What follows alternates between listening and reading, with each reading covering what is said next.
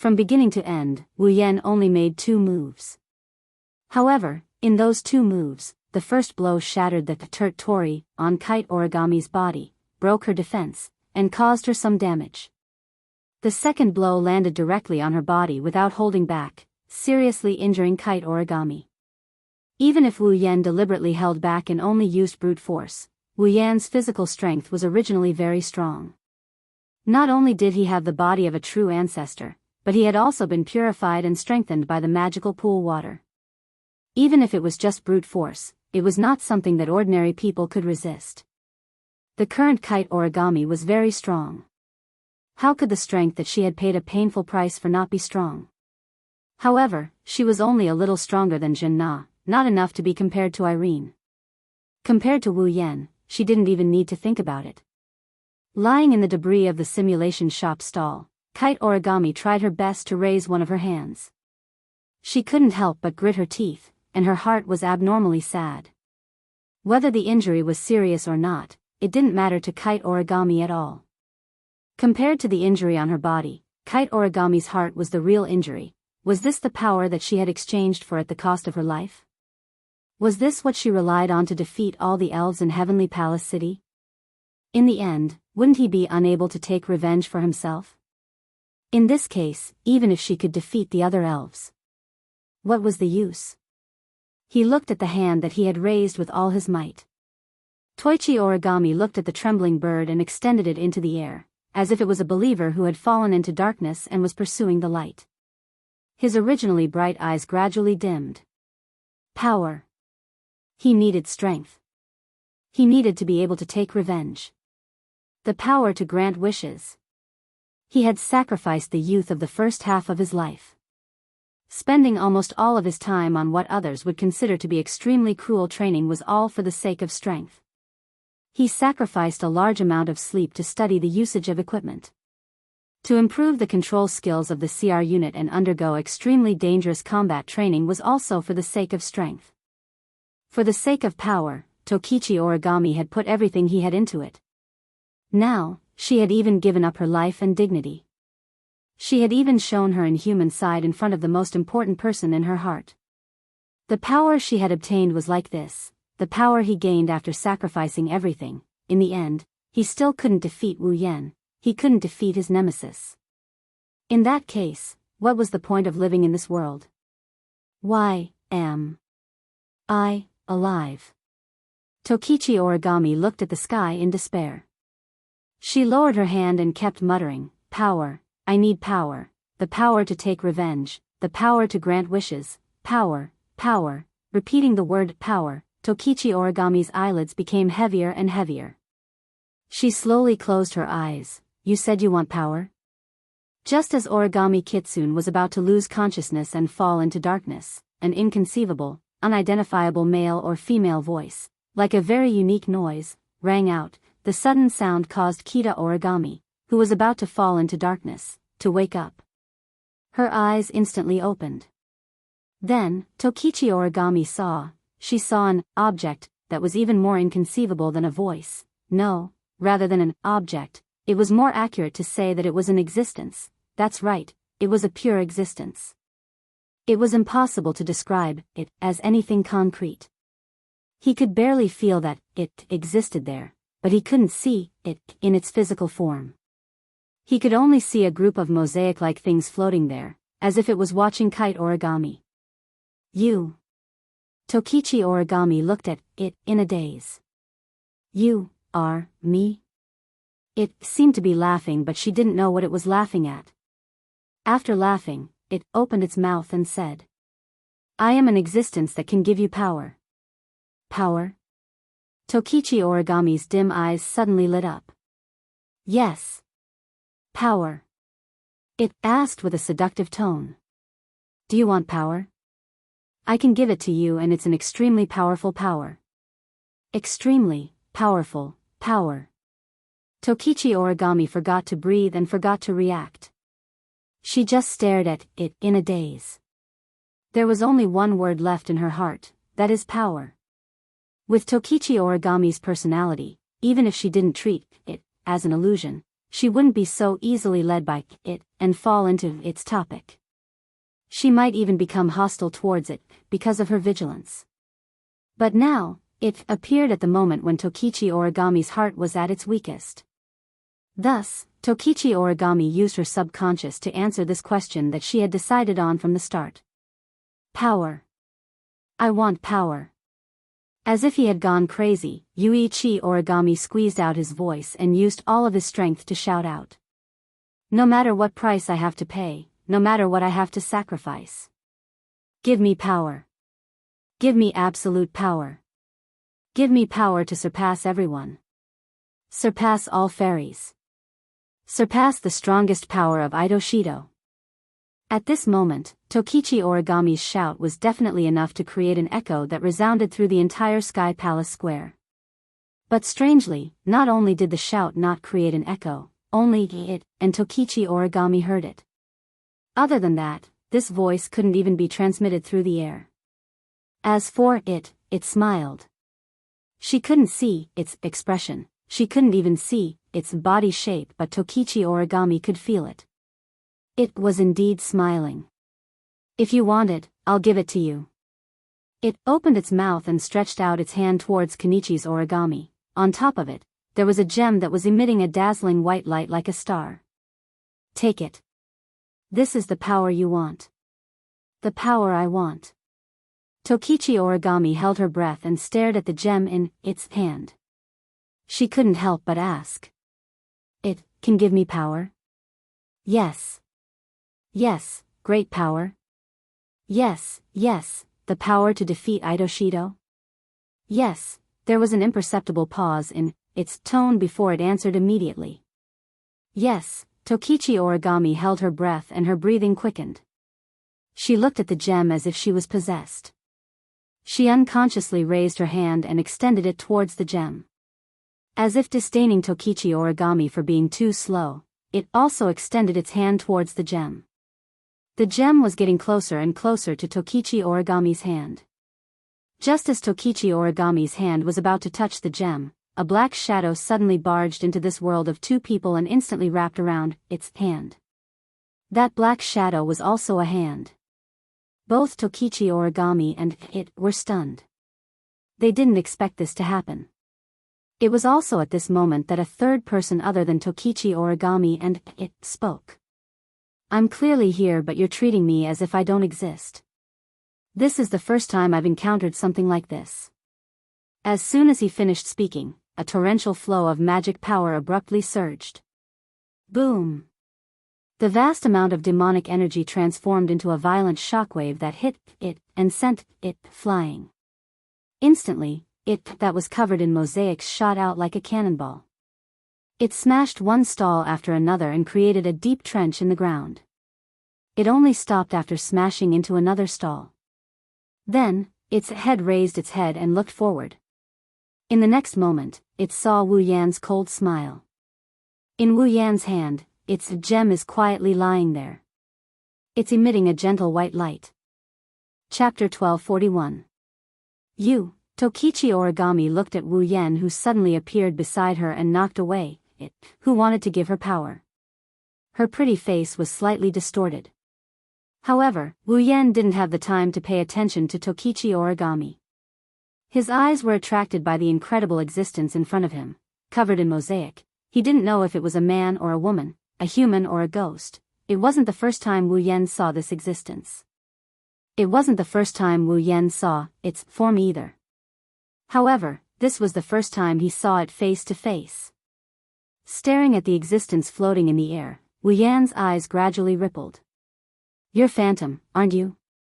Phantom? Phantom tilted its head. Its strange voice was a little confused, but it quickly became relieved.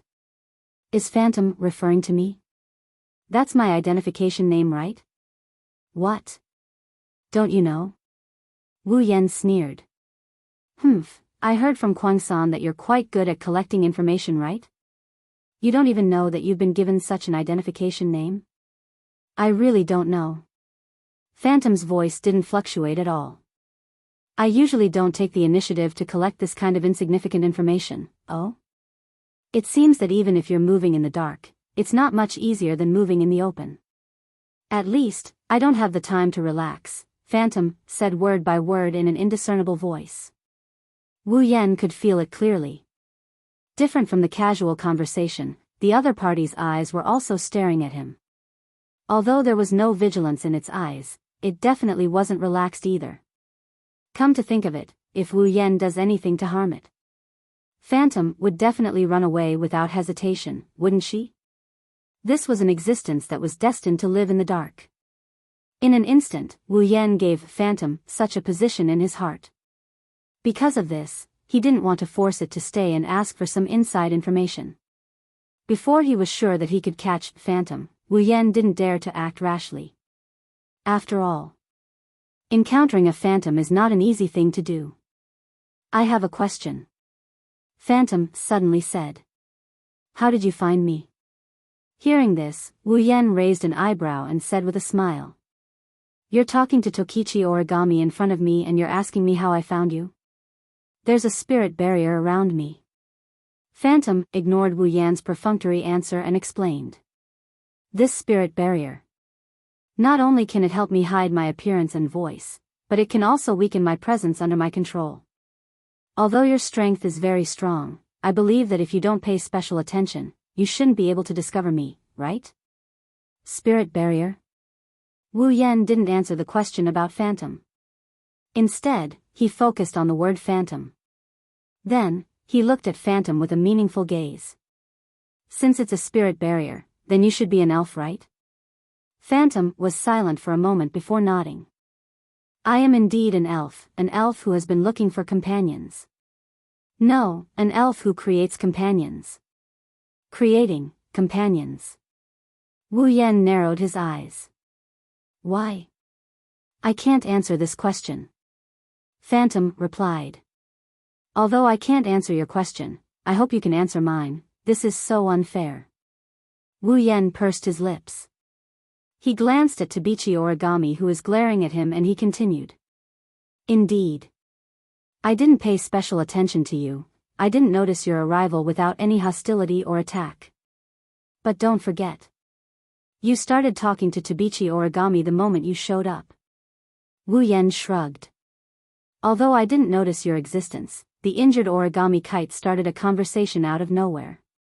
She must be talking to herself or she must have a partner. With her personality, I don't think that talking to herself could make her so excited, so you noticed a third party and paid special attention to it. That's how you noticed me, right? Phantom continued Wu Yan's words and muttered. I see, I was careless and didn't take the child's actions into consideration. That's the gist of it. Wu Yan leaned to the side and stared at Phantom. Then, it's time for you to answer my question, right? Question. Phantom repeated Wu Yan's words. Why did I create elves? Actually, I have a lot more questions I want to ask you. Wu Yan sighed. But for now, let's just ask this, then I'm sorry, but my answer is still the same. I can't answer your question. Phantom answered without hesitation. I can only say that I have my own goal and wish. Wish? Wu Yan's gaze turned dangerous. Then, will your so-called wish harm the elves? Phantom was speechless. After a long while, she finally replied with this sentence. I'm not sure if it will harm the elves, but I'm sure I have no hostility towards them. Wu Yan didn't say a word as he stared at Phantom. Phantom didn't speak either. No one could see what it was doing, but Wu Yan could feel it looking at him. Their eyes met and the atmosphere became tense. Maybe it's getting impatient. Phantom shifted its gaze to Wu Yan's hand. To be more precise, it's looking at the gem that Wu Yan snatched from it. It spoke in a serious tone. That seems to belong to me. Belong to you? Wu Yan tossed the gemstone in his hand and he chuckled mischievously. Are you talking about this spirit crystal? Didn't you want to give it away? Why is it still yours? That's right. That's right. Phantom didn't try to hide it. If you can give it to that child, I'll be happy. Well, I don't object. Wu Yan looked at Origami again. When he saw the hatred and killing intent in her eyes, he smiled bitterly. I don't object, but if I give it to her now, I'll be in big trouble. Sorry, are you saying you want to take it by force? Phantom's tone turned hostile as well. I'll be troubled if you do this. Why didn't you consider my troubles when you wanted to turn origami into an elf? Wu Yan didn't look too happy about it. Didn't you give away a lot of spirit crystals? Give this one to me then. With your strength, you still need a spirit crystal? I don't need it. Just because I don't need it doesn't mean others don't need it, Wu Yan said. I'm giving it away anyway. I can choose who I want. Phantom was speechless. I guess that's the only way. You're saying you agree? Wu Yan laughed. Thank you so much for your generosity. I just don't have the confidence to take it from you. Phantom turned around. However, you have to remember that there's a limit to the use of the spirit crystal. The more compatible the attribute of the spirit crystal is with the target, the more powerful the elven power will be after the elven transformation. Kite origami is definitely a rare and suitable target for this spirit crystal. If you've solved your problem, I hope you'll still give the spirit crystal to her. After all, I also want to see the birth of a powerful spirit. Phantom turned around and looked at Wu Yan. You have great power, even I fear you. I don't know what kind of existence you are, but I don't want to be your enemy. You have a special relationship with the elves, even that child Kurumi was moved by you. The elves that gathered around you all seem to have changed. To be honest, I'm very surprised. Of course, I don't know if this change is good or bad, so let me observe for a while. I hope we won't become enemies in the future. Phantom's body started to fade away. When the last sentence was said, Phantom completely disappeared without a trace. Wu Yan watched Phantom disappear in silence. Chapter 1242. Above Heavenly Palace City, Fraxinus. Repair progress is at 80%, estimated to be completed in 3 hours. Memory erasure is in progress, searching for remaining targets. The impact of this incident has been contained within the effective range. Related follow-up missions are in progress. The impact of the incident on Heavenly Palace Square is minimal. There shouldn't be any trouble. Listening to the Ratatosk members in the command room reporting the progress and summary of the work while operating the instruments in their hands, Kotori, who was on the command platform, rubbed her forehead and finally nodded. Finally, the impact has been minimized. There won't be any more trouble. I have to thank Meijio for this.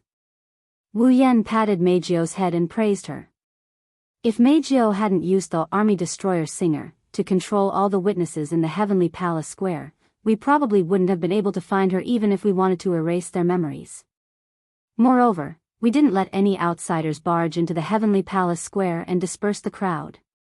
Is that so? Meijio beamed and she hugged Wu Yan's arm. She started talking in a sweet voice. Then, is there a reward? Reward? Reward? Wu Yan scratched his cheek and shrugged. That depends on what reward you want. I'll give it a try if I can. Meijio pouted her lips and tapped them with her finger. She looked at Wu Yan expectantly. Seeing Meijio's performance, how could everyone not understand what the reward was? Not to mention the anxious uncles and aunties, even Yi Jia and Shi Xian had guessed what was going on, and they immediately voiced their dissatisfaction. You only used a bit of Reiki and you want to get my master's lips? My master's reward isn't that cheap. Agreed, Yaguya and Shi Xian did their best to help. Consider it a reward. Everyone should be treated equally, everyone should be rewarded. Everyone. The 4 bunnies' little faces flushed red. They hurriedly pulled down the hat on their heads and pretended to be ostriches. Era. Kurumi tilted her head. Her eyes curved into crescents. Even though Kotori had already taken care of the matter by the time I got here, it's still not over yet. But I also want to get a reward. Is this really a reward? Kotori snorted coldly. Don't turn your head. You're just benefiting others. What are you guys talking about? Shi Xiang was the only one who was at a loss. What's the reward? What kind of reward would everyone want? Since everyone has one, I want one too. Can you stop arguing? His request for a kiss was interrupted by a group of girls. Meijio couldn't help but feel displeased. Even if everyone wants it, they have to line up behind me. Why? Do you want me to be behind you? Refute. Shi Xian believes that first come, first served isn't calculated like that. Era, I'm fine with that. I have a share too. The group of elven girls voiced their opinions one by one. Some were as dissatisfied as Meijio, some were indifferent and just wanted to join in the fun, and some were still in a state of confusion. There were even some who almost fainted from shyness. For a moment, the entire command room was filled with the noisy voices of a group of elven girls. Sigh. Wu Yan and Kotori looked at each other and sighed. The commotion at the Celestial Palace Plaza has been quelled. The midnight ritual has been postponed to tomorrow due to an unknown incident. I'm pretty much done with wrapping things up, there shouldn't be any problems. Wu Yan pursed his lips as he looked at Kotori. Everything should be fine here, right? What could possibly happen? Kotori pursed her lips. Irene? Mira? After Meth was taken down by me, the rest of the DEM magicians weren't even worth mentioning. They couldn't even escape because of the arrival of Kurumi, Yakuya, and Shi Xian. They were all captured. Kotori glanced at Wu Yan. Including the strongest magician in that world, even Irene was captured? Wu Yan flinched for a bit before he started gloating over his misfortune. That Will Scott must be like a cat on a hot tin roof right now. What? I don't know what happened to Will Scott and I don't want to know. What I want to know is what happened to Tabichi Origami. Kotori frowned. Why did she come to you? It doesn't look like it's because of the DEM's order. Do you think Tabichi Origami joined the DEM? Wu Yan smiled bitterly.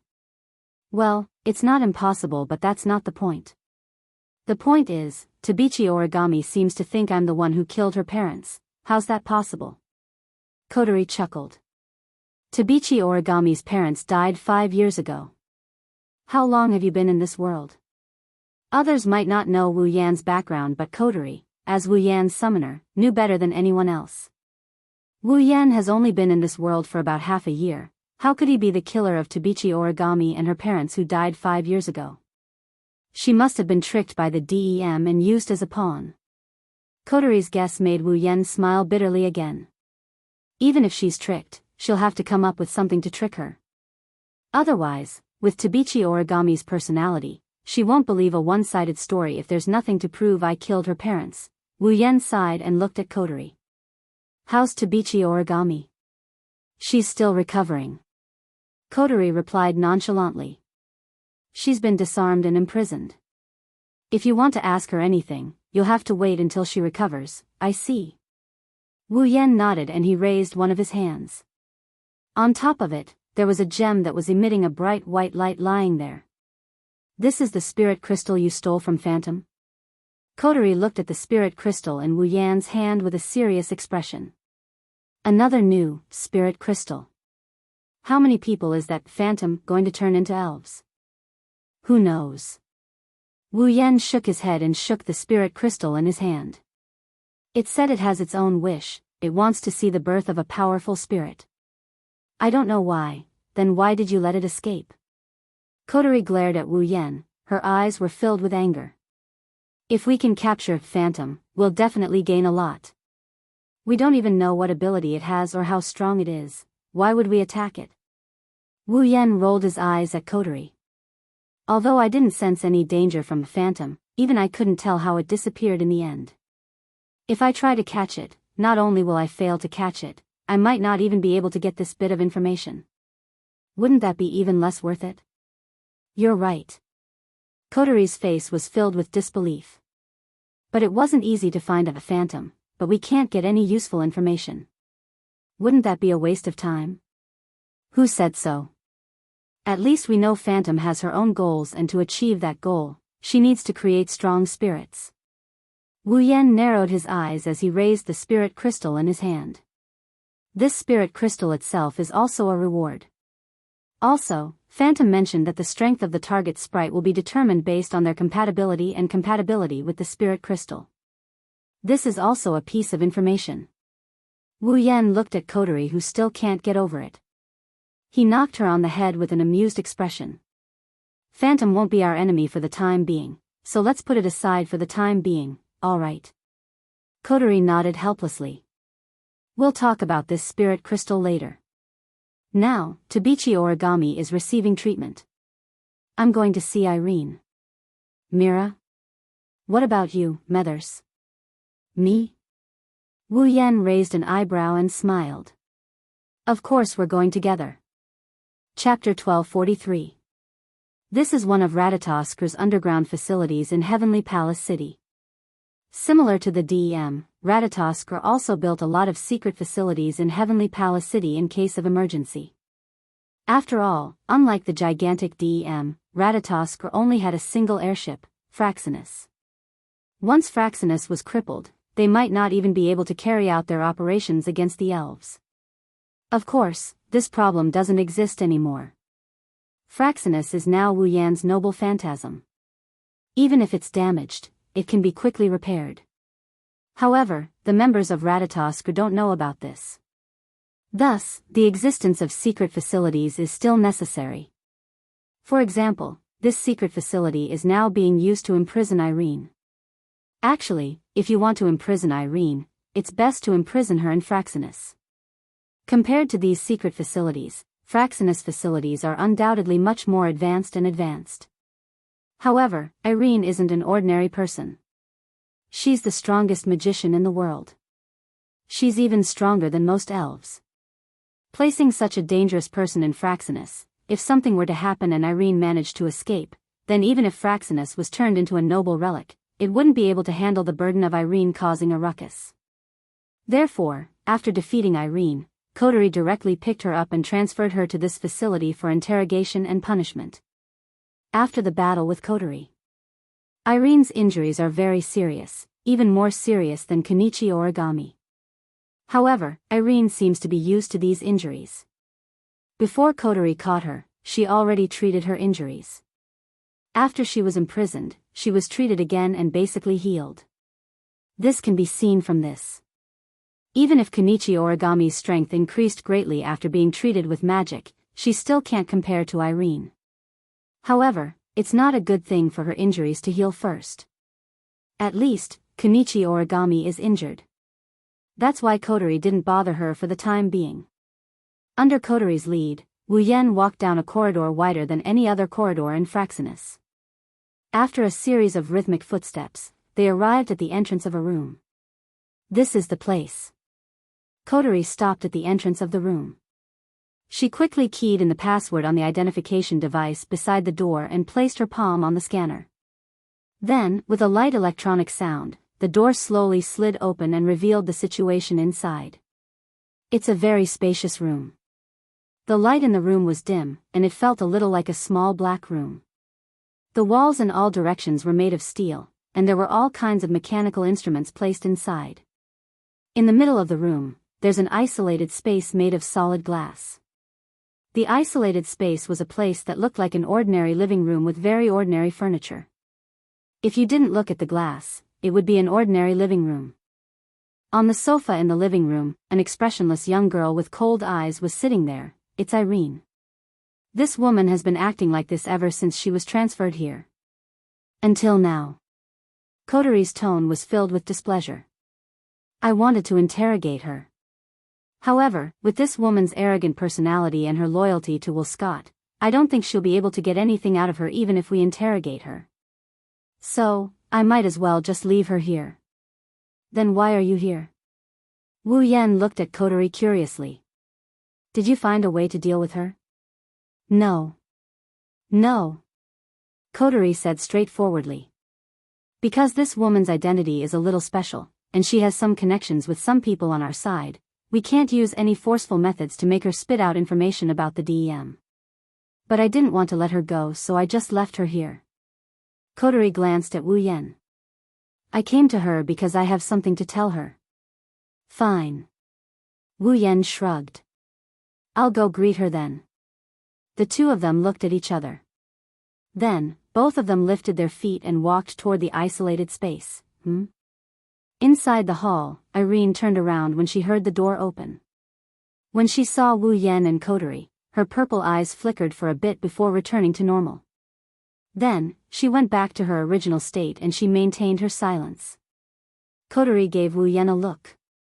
Wu Yan didn't know whether to laugh or cry. He rubbed his chin and walked up to Irene with an evil grin. When Wu Yan arrived in front of her, she wanted to maintain her silence. However, Wu Yan's first sentence shattered all her plans. She couldn't keep her silence any longer. "Do you want Will Scott to live?" Irene raised her head and met with Wu Yan's half-smile. Her eyes trembled and she suppressed her fear. She pretended to be cold and indifferent as she opened her mouth. "What do you mean?" Kotori couldn't help but look at Wu Yan in a different light when Irene finally reacted to the outside world. The moment he opened his mouth, he made the other party fall into his own rhythm. He used the other party's weakness to make a sharp statement. There was simply no one who had a more wicked sense of humor than him. "Do you need me to be more specific?" Wu Yan stared at Irene and raised 2 fingers. He didn't know Kotori had a bad impression of him. "Now, you have 2 choices." He put one of his 2 fingers together and put the other one in front of Irene. "First, you tell me where Will Scott is right now. I can't guarantee that I won't do anything to him. Maybe I'll cripple him, but I definitely won't kill him." Wu Yan ignored Irene's change of expression and raised 2 fingers again. 2, you don't have to say anything. I'll look for Will Scott myself, but once I find him, you can buy flowers for him to use when you visit his grave. Wu Yan smirked as he looked at Irene. His wine-red eyes were filled with coldness. His stare told Irene that he's not joking around. "You have 2 choices. Which one do you want to choose?" "You." Irene couldn't help but bite her lips and hatefully speak. "Do you want me to betray Irene?" Wu Yan turned his back to Irene and said, "If I wanted you to betray Will Scott, I would brainwash you instead of wasting my time talking to you. On the island of Homi, your dem had designs on us. I defeated you and destroyed one of your airships. We're even now. In Tiangong City, your dem had designs on Meijio again, so I destroyed the dem's branch company to call it quits." Wu Yan met Irene's gaze and sneered. "This time, you went to Kotori and Ratatosker, but I haven't settled the score with you yet. Tell me, what should I do to make this even?" In less than a minute, Wu Yan's series of words shattered Irene's cold demeanor. Each and every one of his words pierced deep into Irene's heart. Like sharp arrows, Irene's heart clenched in pain and she forgot to breathe. "Itoka Shido." Clenching her fist, Irene's expression turned ugly. "Don't you dare hurt Irene. I'm curious where you got the confidence to make such a declaration." Wu Yan laughed. "What do you think Will Scott has? Dem. Magician? Display device? Bandersnatch? Are these things useful?" Irene's expression froze. "Heh." Wu Yan grinned at Irene's stunned expression. "As long as I'm here, your dem will never be able to do anything to us. What's more, you're still in my hands now. If Will Scott has the heart to abandon you, this trump card, then I'll treat you as the price for offending us this time. It's not impossible for us to settle the score once again, think about it." Wu Yan walked out of the isolated space, leaving behind a pale Irene and a helpless Kotori. They didn't say anything for a long time. Chapter 1244. In the sky above Tiangong City, Fraxinus. Inside an isolated ward, Tabichi Origami, who is wearing a hospital gown, is lying on the bed. She glared at Wu Yan, who is standing beside her bed with a hateful expression. "Wu He. Sherdao." Looking at how Tabichi Origami looked like she wanted to pounce on him and bite him, to be honest, Wu Yan felt a lot of pressure. Obviously, Tokiichi Origami had completely regarded him as the enemy who killed his parents. But Wu Yan didn't do anything. The feeling of being wrongly accused was really too unpleasant. What's even more annoying is that the person who wronged him is a cute girl. Moreover, she was a cute girl that he was more or less acquainted with. How can Wu Yan feel good about being wronged by a cute girl? He can't beat her up and she won't believe him. Rubbing his aching forehead, Wu Yan looked at Tabichi Origami with a mentally and physically exhausted expression. He enunciated each and every word that came out of his mouth. Listen up, I didn't kill your father, nor did I kill your mother. Tabichi Origami's expression didn't change in the slightest when she heard that. Her face is still filled with hatred. Obviously, she didn't choose to believe Wu Yan's words. Sigh. Wu Yan sighed helplessly. What should I do to make you believe me? I won't. I won't believe you. Without even thinking about it, Yuichi Origami bit her lips. Her voice sounded like it was squeezed out from the depths of her throat as she looked at Wu Yan coldly. I saw everything with my own eyes. Where did you see it? When did you see it? What did you see? 3 questions popped out in a row, perfectly displaying Wu Yan's frenzied mood. Even if you think I'm your enemy and you want to kill me, you should at least let me know what happened. I didn't do anything, why are you so sure I did it? You should at least give me an explanation. That's right. Toka stood up and shouted at Tabichi Origami. Shido would never do something like that. Humph. Yakuya snorted. He crossed his arms in front of his chest. Master, if he killed someone, he would definitely admit it. Plus, you can't do anything to him even if he admitted it. There's no need to pretend. I agree. Shixien raised her head slightly, closed her eyes, and nodded heavily. I believe Master. Since Master said he didn't do it. Then he didn't do it. That's right. Meijio chimed in. She said helplessly. My dear is so strong, why would he do anything to a normal couple? Back then, when I accidentally hurt some powerless fans, dear also lost her temper. She taught me a good lesson. I think so too. Sigue raised his hand weakly. Brother Shido wouldn't do anything to normal people. Kotori and Kurumi didn't say anything, but their eyes told Tabichi Origami that they believe Wu Yan didn't kill her parents. However, Tabichi Origami didn't buy it. Instead, she glared at Kotori, Kurumi, and Toka. Do you want me to believe a bunch of elves? Ha! Kotori sneered. You're still discriminating against me like always. You brought disaster to this world, you have no right to say such things. Tabichi Origami gritted her teeth and glanced at the elven girls. It's because of your existence that so many disasters happen in this world. Only by killing you can peace be restored to this world. There won't be another example like me, where my family was destroyed by you. You. Toka and Yakuya were furious. They wanted to step forward, but Wu Yan stopped them. He looked at Tabichi Origami. Indeed, when the 10 fragrances appeared, it destroyed many places and caused many disasters. But fortunately, there has never been a case of anyone being injured. The destructive power of the 4 fragrances space quakes from the present realm is very low. It may be able to injure people, but it is not fatal. Yi Juya and Shixien had the strongest spatial tremors when they appeared, but they were always in the air. They didn't even destroy a single building, let alone humans. Kotori and Meijio were transformed from ordinary humans into elves. Apart from Meijio appearing once, they'd been living as ordinary humans for the rest of their lives. Wu Yan looked at Tabichi Origami and took a deep breath. So, I'm sorry, but I will never agree with your theory of destroying other people's families. A warm current flowed through the hearts of Kotori, Toka, Yoshino, Yashioya, Yoshihiro, and Meijio, causing them to involuntarily smile. However, what they got in return was an even colder gaze from Koichi Origami. What about her? Tabichi Origami's eyes narrowed as she looked at Kurumi. Are you going to say she's never harmed anyone? All the elven girls were speechless, unable to say a word. Perhaps, when Kwang San appeared, she didn't hurt a single person because Heavenly Palace City had taken comprehensive measures to defend against space shocks. But later, she killed more than 10,000 humans with her own hands. How could a being known as the evilest elf not have harmed anyone before?